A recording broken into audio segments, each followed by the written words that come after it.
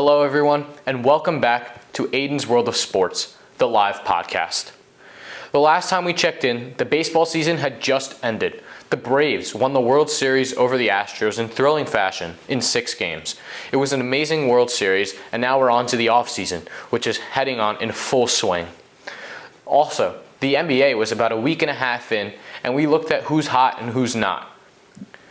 In other news around sports, the NFL had many injury headlines, as well as a tragic story that we spoke about.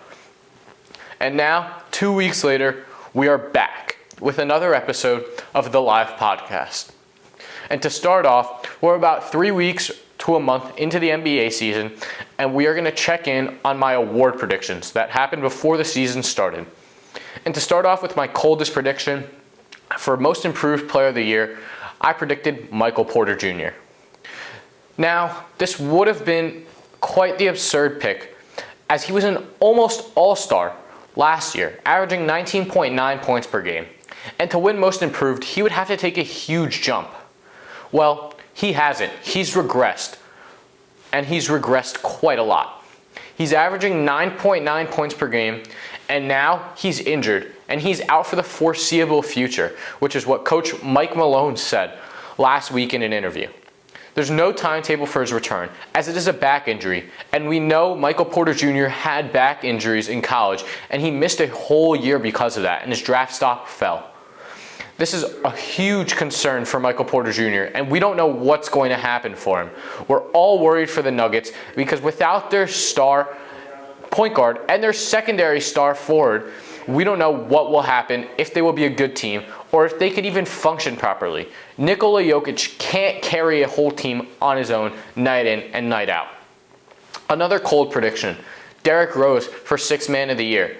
Though he's been great coming off the Knicks bench in the second unit, he hasn't been up 6th Man of the Year caliber. He's provided good games, and he's a spark plug off their bench, giving them ammunition, but in no way is he a 6th Man of the Year candidate. The Knicks have been mediocre, a little bit over average this year. They have not fallen up to standards like they did last year, where they exceeded all standards. They're falling below the standards, as a matter of fact. And that is not good for Knicks fans, as everyone last year thought Knicks basketball was back. Well, let's see if Knicks basketball could follow up and they can prove to us that they are in fact back. Now for 2 great predictions. Anthony Davis was my prediction for Defensive Player of the Year. And he has been amazing, averaging 11.5 rebounds per game, 7.5 of them being on the defensive side of the ball, and being 4th in the league with 2.1 blocks per game. He's an amazing defender, and he's put centers that are great at scoring and have perfected their offensive game, such as Karl Anthony Towns, DeAndre Ayton, and Bam Adebayo, in struggles and shambles when being guarded by Davis. He is a great defender, and he's proven that while he's been healthy for the first time in what feels like forever this year. He's fully healthy, and he is that top pick for Defensive Player of the Year as we speak right now. I expect him to continue this throughout the season. And for my hottest take, I predicted Stephen Curry to win the MVP award, coming off of an insane year last year where he wasn't even considered for it in what felt like robbery. He's following up with a MVP season for sure. He's off to the races, averaging 28.2 points per game, 2nd in the league, only to Kevin Durant. And he's putting up numbers similar to his unanimous MVP season. He's amazing, and he's leading the Warriors to a crazy best in the NBA 11-2 record. That's unheard of. He had a unanimous MVP season about 4 years ago, and he's following up with that, and he might win it again, unanimously. That would be his 3rd MVP award, and that would put him in the conversations for the best point guard of all time, without a doubt. He is giving Magic Johnson some competition, and it is amazing to see the Warriors go on winning games led by Steph Curry. The scariest part about that Warriors team is that Klay Thompson is nearing his return. And the Warriors, with Steph Curry and Klay Thompson, are a championship team that everybody in the NBA will have to watch out for. It is crazy how good Stephen Curry is. And that'll be all for the NBA, as now we take a look at college football. So far throughout the season, conference games have just concluded. And the top-ranked team in the nation is Georgia. They are undefeated at 10-0, as well as Cincinnati and University of Texas San Antonio. Cincinnati had not been ranked higher than 4 up until now, where they are ranked 3rd in the nation. And University of Texas of San Antonio has never been ranked before, but they have stormed to a 10-0 start and are ranked at 15th in the nation. It's amazing. Other storylines, Alabama, looking to keep their college football playoff streak alive, where they've won 3 national championships in 7 years that the new format has been implemented. Nick Saban's legacy has continued to carry on throughout his coaching tenure at Alabama. He's by far the greatest college football coach of all time, and there's no denying that. He can only add to his stacked resume this year, as Alabama is marching to wins at 9-1. Bryce Young, sophomore stud 5-star quarterback, is amazing, and next year he will be at the top of draft classes.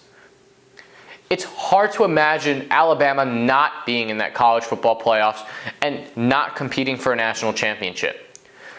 Another huge storyline in college football is Ohio State versus Michigan coming up in 2 weeks. This game will have big playoff implications, as currently Ohio State is seeded 5th and Michigan is seeded 7th. This will be ridiculous. If both teams can win this week, this might be a 4 versus 6 team, which whoever wins makes the playoffs. It is the last game of the season, and both teams are going to be vying for that final spot. It would be insane if Michigan can pull off the upset to win in the star-studded rivalry of Ohio State-Michigan and sneak into the college football playoffs. John Harbaugh, his coaching tenure at Michigan would be saved with that. It seems he's on the hot seat, as he hasn't been able to do much with Michigan other than win a few minor bowl games. But with a win this Saturday, all they could think of would be playoffs, playoffs, and playoffs. John Harbaugh would have a job for the next 5, potentially 10 years if this happens. He's amazing. I think that Michigan will pull off the upset. They're amazing, and their defense, led by their star defensive end that will get drafted in the first round this year, is going to carry them over Ohio State. And I will check back in with you on the next podcast episode to see what happens in that game. It'll be interesting to see who makes the playoffs and who will end up winning the national championship. And that'll be all for college football. And now for our next segment, I would like to welcome our 2 special guests, Eric and Theo. Let's take a second to introduce yourselves. Yo, what's up? I'm Theo. I'm from New York. Eric Arquizito, Sunset Park, New York. All right. And so for today, we're going to be talking about fantasy basketball. And so it's about a month into the season. Leagues are in full swing. It is now week 6 of the matchups. And so let's look at, for rookies, players that you guys might want to acquire just to start winning some games, make a push for the playoffs. And for veterans, these are players that you could be picking up and putting on waivers, or you could be trading for every once in a while. Just right now, their value is really high, and it can help you win a week or 2 that are really important for you. To start off, I'd like to go with PJ Washington. He's rostered in only 53.8% of leagues, and at the moment, he's averaging about 20 points per game fantasy-wise. And so for this, he's a quality utility option. He can be your 3rd forward, and he's just a really solid player. He has nights where he can go off, and he can hit a lot of threes, and he's really efficient. He also has his off nights, but then again, so do every other NBA player. He's really consistent, and I think PJ Washington at 50% rostered is a great ad. What do you guys have to say? Well, I don't think anybody in our league actually has him added, but I feel like there are a lot of questionable players that people do have added, so I feel like they should pick him up instead of those players who aren't actually performing up to standard. All right. And Eric, do you have anything you want to say about PJ Washington? I don't know much about him, but you go on and carry on the next one. So to look at another career that's being rejuvenated right now, TJ Mcconnell has been having a great last couple of years in Indiana, and he's a point guard who's averaging only 25 minutes per game, but averaging 26.3 fantasy points per game, really under the radar. He is a point guard that won't score the ball that often, but he will get you assists and he will play great defense and he will shoot the lights out of the ball. He has been really efficient this season, averaging 26.3 points per game and 25 minutes off the bench. While his role keeps increasing, he's a really valuable asset to have, only rostered in 44.5% of leagues. Well, I've seen, I think, I don't know whose team he was on in our league, but every once in a while I'd like look at his stats and I'd see him drop in like 48, around like 40, like the 50 round mark of fantasy points. And it's pretty much just based off his defense because, as you said, he doesn't really score as much, but his defensive presence is really there and it gets him a lot of points as well. Eric, go ahead. With TJ McConnell, he does help keep the team in a lot of games, and it showed against the Lakers. Even though the Lakers won the game, TJ McConnell had a lot to do with the Pacers staying in the game. Yeah, I agree. His impact is beyond just scoring the ball. He really has a role to play, and he plays that role to a T. I mean, I had him for quite a while. I did drop him because of some trades that I made, and I got more guard depth, and I didn't need him, though our league is only 8-man league, and I don't think it's deep enough for me to pick up TJ McConnell. I will definitely be using him throughout the course of the league just to pick up for days where I will need a guard. All right. So I'm going to talk a little bit about like breakout players or players that are playing way better than expected. And the first player on my list is actually Demar Derozan because he just got traded, or this season he was traded to the Bulls, and he's actually been playing very well, at least in fantasy. He's averaging 40.2 points, which is on the higher part of the league, which is actually it's very good to see him playing like this as a Bulls fan as well. I'm obviously excited that he's playing well. And like obviously like every player, he has good games, he has off games, but I feel like he has more good games than he has off games, which is actually very good to see from a player like that.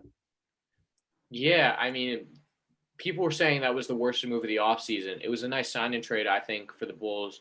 It worked out really well. People rated that as a terrible move, and he's proved all of those people wrong. He's one of the leading MVP candidates. He's playing amazing this year. He's rejuvenated his career. He's reminding people of what he could do back from when he was in Toronto, averaging crazy numbers. And now he's doing that in Chicago, and Chicago is balling out. DeMar DeRozan is the number one ranked power forward in the league in fantasy. It's crazy. I mean, no one could expect that. Eric, I know you didn't expect that. I know you passed on him. You were gonna pick. Oh, I kind of fell asleep on DeMar DeRozan because I'm like, I remember he did well in Toronto and maybe San Antonio, to say the least, but I didn't see him doing what he's doing in Chicago right now. He's executing over there. Yeah, I agree. It's great to see him back there. Yeah. So the second player that we had is actually one of the players on the younger side. It's Lamelo Ball. And he's averaging in fantasy, he's averaging 45.5 points, which is very, very high. That's, I think, one of the highest in the league or in fantasy in general. And to see that from like a really young player, it's very exciting to see like what he has held in for like the future, because he could go on to be averaging like 50 or maybe even 60. You never know. But it's pretty exciting to see it from a young player like that. Yeah, I mean, he's bringing the Hornets back to life again. It's a franchise that was in the dumps for years. Kemba Walker was really there, and he was their point guard, but he didn't really lead to team success. He was great individually, and he still is. He's an amazing player, a great scorer. And LaMelo Ball is everything Hornets fans wanted when they got rid of Kemba Walker and moved on from that and more. I mean, he's unbelievable. I'd call him a top 10 point guard in the league already, and it's only his second year. I mean, he's the number one scoring point guard in fantasy, averaging that absurd amount of points. He's ridiculous. He can single-handedly win fantasy games. Eric, I know you have LaMelo Ball. Why don't you talk about him? LaMelo Ball is going to make that Hornets team a problem. I could go back to talking about Trae Young. The first year didn't work out so well. And then the next year it started off kind of slow, and then he picked up. So that's what I'm thinking about LaMelo Ball, that he could bring that team pretty far places if they can get together and start playing real. Yeah, I agree. So I also want to talk about Miles Turner a little bit in this, because he's a very on and off player. I'll say that because some nights he could drop one. Well, I actually have him on my team, and some nights he has dropped 1 point, but other nights he's dropped like all the way up to 70. And I feel like that's because of his presence on the defensive end, because he's one of the best blockers in the league. And having getting all those blocks, it gets a lot of fantasy points. So that's why he's averaging about 35.2 points, which has really actually helped my team because I picked him up like very late in the draft. And I kind of got criticized for it for a little bit, but now I'm very happy with him. Yeah, I mean, I love Miles Turner. You picked one pick before me, and you stole my pick. Mhm. I was probably the only one in the league who didn't criticize you for that pick. I love Miles Turner myself. I've had him the past 3 years, and his inconsistency is the only thing that didn't make me pick him higher. Yeah, I know some nights he will go off and destroy whoever he's playing defensively, and he will limit them to 10 points and block their shot 10 times if that's really what it gets to. Or he will do absolutely nothing and run around the court like a useless doll. And so I mean, he's great if he can stay consistent. And I think that he's a player that probably doesn't have the highest value because of his inconsistency. And if you can really trade for Miles Turner to be that utility center or utility forward, take that trade with the lowest package you can get, because you could definitely get him for low value. You can rip off someone with that. It's just a trade that you would want to do. Eric, I know you asked about Miles Turner once or twice. You asked what was his price, so I know you like him. Talk about him for a minute. Miles Turner, like everybody will tell you, I just want him to get some consistency. So he could help a team win a championship maybe. Just can't go average one night and they'll do great one night. I mean, reminds me of something from J.R. Smith. If he's off, he's really off. And if he's on, he's really on. It's a good comparison. Okay, now we're gonna start with Bradley Beal, averaging 36.5 points on a very exciting Washington Wizards team. What do you call that?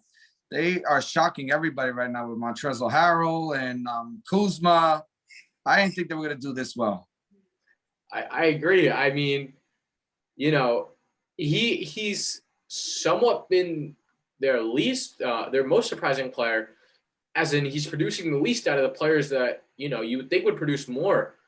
36.5 points is great for Bradley Beal, but last year you look at his regular point averages, not fantasy point averages, he was averaging almost 33 points per game. And so to fall back 10 points per game and to fall back in the fantasy rankings, where last year he was the number one ranked shooting guard and he averaged 48.5 points per game, he was picked way higher than what he's producing this year. And it's great to see the Wizards doing well, but I hope Bradley Beal steps it up. I'm sure he will in the second half. It's only the first half. Not everybody's where they want to be in the first half. I can make an example of baseball. Same thing. The players don't have the form until the second half. So we'll see. Yeah, I agree with what Eric just said there, because there have been a lot of players that kind of like started off a little slow, but they're like gradually getting better. And I feel like Bradley Beal will be one of them because he's also on a contending team. So that could push him to maybe play better, practice more, practice harder. And I feel like that team actually has a pretty good chance at definitely making the playoffs, but I'm saying maybe like second or third round, which is pretty good. And I feel like they could potentially go all the way. All right, Bam Adebayo on the Heat. I hope he could step it up a little bit. The Heat have a lot of potential, especially with Jimmy Butler. Anything can happen with that team. They're a championship caliber team, especially with Pat Riley. He doesn't play around. Yeah, I mean, Jimmy Butler's great. He led them to the finals just 2 years ago. They had a disappointing season last year, but if Bam Adebayo steps it up, they could really make some noise this season and just go back to that finals-bound team. Tyler Hero stepped it up this season, and if Bam Adebayo can as well, the Heat are scary in the East. Don't count them out. They're a sleeper every year. And I feel like with their team, well, they obviously have a championship contending team as they were in the finals 2 years ago. But I feel like if Bam steps it up a little bit and because they have a lot of young players in their team, or maybe not a lot, but they have a very good young player in Tyler Hero. I feel like if Bam starts playing a little bit better, at least up to average, and then with him, Jimmy Butler, and also with Kyle Lowry, and they actually have a very good team, so they could be a championship contending team as well. Yeah, also when Victor Oladipo comes back, you never know if he's in his all-star form. The Heat are a scary team. Well, Victor Oladipo, forget about it. When he's a good player. I always had faith in him. Okay, next we got Kevin Porter Jr. averaging 22.9 fantasy points. What's going on there? I need him to also step it up. Yeah, I mean, I think he was really our wow, Kevin Porter Jr. is going to be the next breakout star pick. Everyone thought he was going to be amazing. He was drafted higher than Miles Turner, and I think he was drafted even higher than DeJounte Murray, which, looking back at that, seems absurd. He was on a Rockets team with really no help, and he's been one of those players that just have not lived up to it. He took huge jumps in the second half of last year once he got that change of scenery from Cleveland to Houston, and I think everyone was predicting him to be, one of the most improved players, potentially an all-star, and he's really, really been horrible this year for what I can say. I mean, his defense hasn't even been good, and he's averaging only 14 points per game on 40% shooting. It's really rough to see. I really hope he could step it up and find his scorer in him, because he's amazing when he's on fire. Well, I can put it to you this way. Let's make an example. James Harden wasn't happy in Houston. When he goes to the Brooklyn Nets, he started feeling good about himself again. Maybe that's what's going on with Kevin Porter Jr. Potentially that could be it, but I know James It's just Harden, a toxic team. No one has a drive to win right now. I completely agree with you. I mean, they're really young. They're looking for the future, but you never know. I mean, he's also really young, and he could want to be part of that. I don't know what's wrong with him, but I hope he finds it, because he's a great player when he's on. We shall see.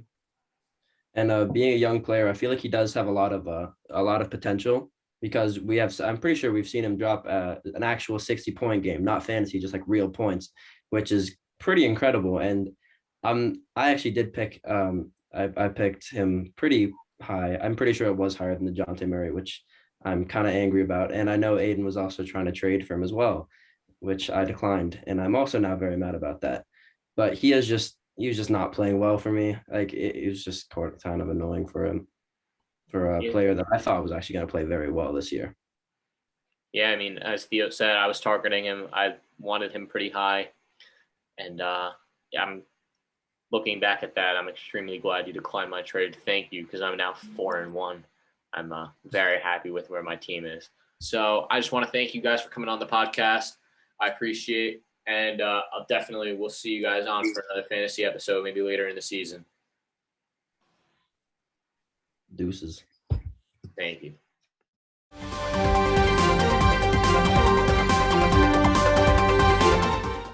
And now, to end off the podcast, I'd like to take in some followers' debates. I asked, and you guys have delivered. So I have 3 topics, and I have about 30 seconds to a minute on each topic. This game is called Debate the Take. These might be hot takes, and they might not be. But the 3 topics that I've been asked about today is, who's the best NBA player of all time? LeBron James or Michael Jordan? And to start that off, I think the easy answer has to be it's a 1A and a 1B. And my 1A would be LeBron James. And I think he's my 1A because he's led teams without any other superstars to the place that nobody else has, to win 4 championships with teams that have battled through injury, have had terrible depth, or just haven't been that good. I mean, he took the 2008-2009 Cavaliers to the conference finals where they lost to the Magic, who were a great team led by Dwight Howard, who won Defensive Player of the Year that year, and he was almost an MVP. It was just amazing to see.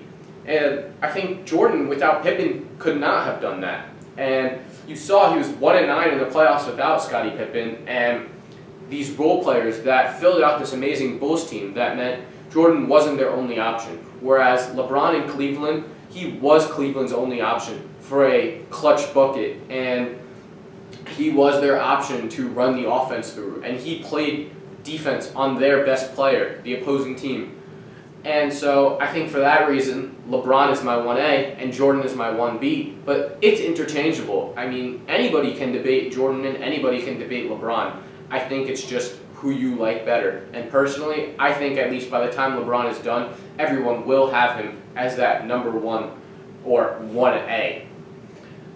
And so to bounce off of this, the second debate that I've been tasked with is Phil Jackson or Greg Popovich. And debating this amongst my friends, they thought Greg Popovich was the better coach. And now, not that I think that Greg Popovich is a bad coach by any means, but I don't think he's better than Phil Jackson, who created offenses and created systems that won teams championships. You see the triangle offense, which worked so well with Michael Jordan and Kobe Bryant. You see the defense that he played, a 3-2 zone, but it was a revamped 3-2 zone with all his teams, and he made it work with anybody on the floor. He was a coach that you could have a terrible team, and he would coach them to be one of the better teams in the NBA. And though Greg Popovich could probably do something similar, I don't think he can do it to the extent that Phil Jackson can. As Greg Popovich can make system offensive players like Tony Parker be amazing, but I don't think he can make a whole team mesh together and have chemistry the way that Phil Jackson can. They both won a lot of championships. Tim Duncan and David Robinson and Tony Parker and Manu Ginobili helped Greg Popovich win his 5 championships in San Antonio. And Phil Jackson, he won 10 as a coach and 1 as a player. It's an amazing resume. I think it's outright blasphemy to call anybody other than Phil Jackson the best coach of all time. I mean, he's just amazing. And you see it in these documentaries like The Last Dance, and you see how he worked with Michael Jordan and Dennis Rodman, who was a personality. And I think that you have to take that into account with Phil Jackson working with his players, as Greg Popovich is less of a player's coach. And so for the last debate or topic, I have who's the greatest NFL player of all time. And now, I think there's no right answer other than Tom Brady. Tom Brady is your only right answer. But if I want to look outside the box, let's say who's the second greatest NFL player of all time. Because nobody is going to dethrone Tom Brady, at least not at the moment. And so my second greatest NFL player of all time, I'm going to have to say Jerry Rice. I think he's incredibly underrated, though he has to be viewed as the best receiver of all time by a mile. He has to be in the consideration for the second best player of all time. I mean, he has every unbreakable record that a receiver could dream of. And he has rings. He should have had MVPs. And though he played alongside great quarterbacks in Joe Montana and Steve Young, I think that he made those quarterbacks better. I don't think the quarterbacks necessarily made him better. He is the best receiver of all time, and that is not going to change ever in NFL history, without a doubt. And I think that even if Tom Brady regressed now, there could still be a debate for Jerry Rice to be the best football player of all time. And I understand that Tom Brady has broken all kinds of records at the quarterback position, but longevity will do that. Being a receiver, you can play for a very long time, be very good, and not break records. I think you have to see this as Larry Fitzgerald. He has had a lot of catches, and he's broken records. And he's played for a long time, but he's nowhere near the level of Jerry Rice. And I think that this has to be taken into account when viewing Jerry Rice, because he is the greatest wide receiver and greatest player outside of a quarterback to ever play the game of football. I think it's a no doubt debate. There's no question about it. And people who doubt Jerry Rice's greatness, I don't like you. Come on, just talk with me face to face. Tell me why. It's unbelievable if you don't think Jerry Rice is the second best player of all time, and I have to say that. And that is all for the podcast today. Let's get your debates in for next time, and I'm out. Peace. See you.